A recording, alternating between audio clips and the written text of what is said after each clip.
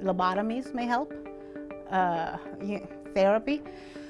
Look, I think it's going to require the American people really expressing their outrage and their desire for a functional government that works together to get actual things done.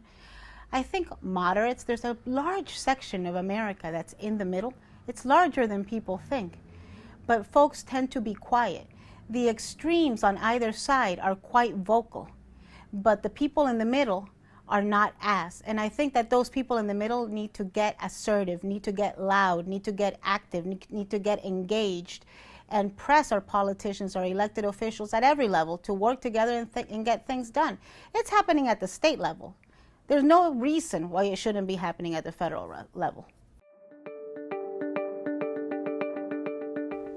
Well, I think it wasn't good for the GOP. Certainly there's been a lot of losers out of this, but there's also been some winners. I think it's been good for the GOP governors and for anybody that's from the GOP and not in Washington.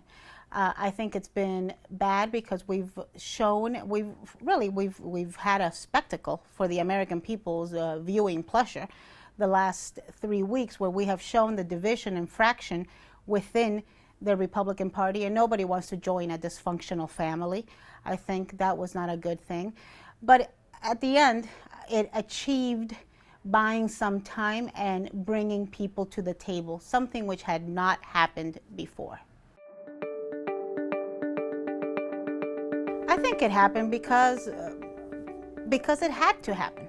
Because the government shutdown was hurting the economy, was hurting the American people, was hurting the parties, was hurting President Obama. I mean, yes, were the Republicans paying a higher price? Were the polls worse for the Republicans? Absolutely.